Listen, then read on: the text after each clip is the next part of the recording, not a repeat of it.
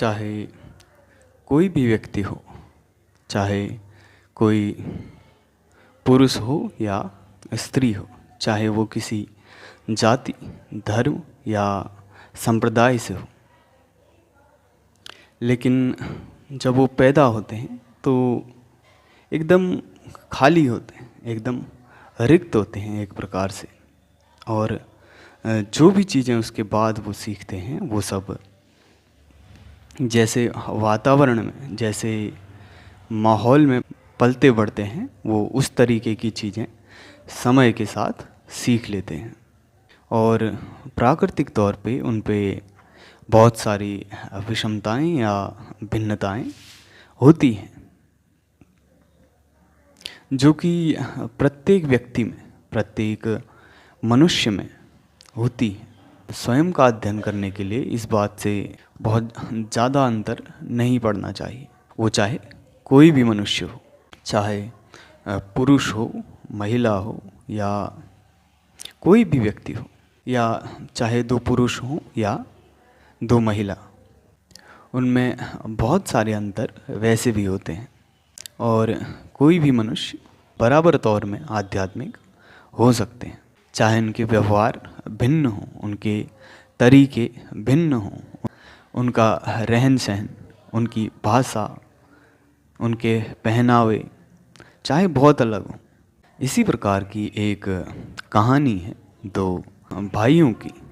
तपसी भगवान की तपस्या में लगा रहता था और लपसी रोज भगवान को सवा सिर लपसी का भोग लगाकर ग्रहण करता था। कहते हैं कि दोनों में एक दिन लड़ाई होने लगी। दोनों अपने अपने आप को बड़ा बताने लगे, श्रेष्ठ समझने लगे। और वहाँ से नारद जी गुजर रहे थे और उन्होंने उनसे विवाद का कारण पूछा। तो तपसी और लपसी ने दोनों को अपने अपने को श्रेष्ठ बताने का कारण बताया।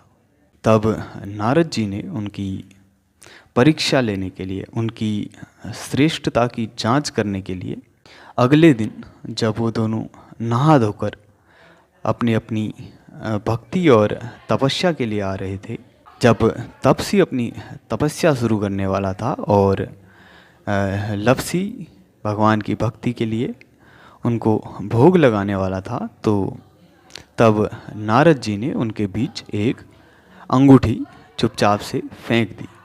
कहते हैं कि तपसी ने अंगूठी को चुपचाप से छिपा लिया और तपस्या करने लगा, जबकि लपसी ने उस अंगूठी पे ध्यान नहीं दिया। भगवान की भक्ति कर अपनी लपसी का भोग लगा के उसके बाद उसे स्वयं ग्रहण की। तब बाद में वहाँ नारद जी आए और उन्होंने कहा कि इतनी तपस्या के बावजूद भी तपसी की चोरी की आदत नहीं गई, लेकिन लपसी के मन में उतना लालच नहीं है। लपसी बिना उस अंगूठी पे ध्यान देते हुए प्रभु की भक्ति करता रहा, इसलिए लपसी उन दोनों में उत्तम है।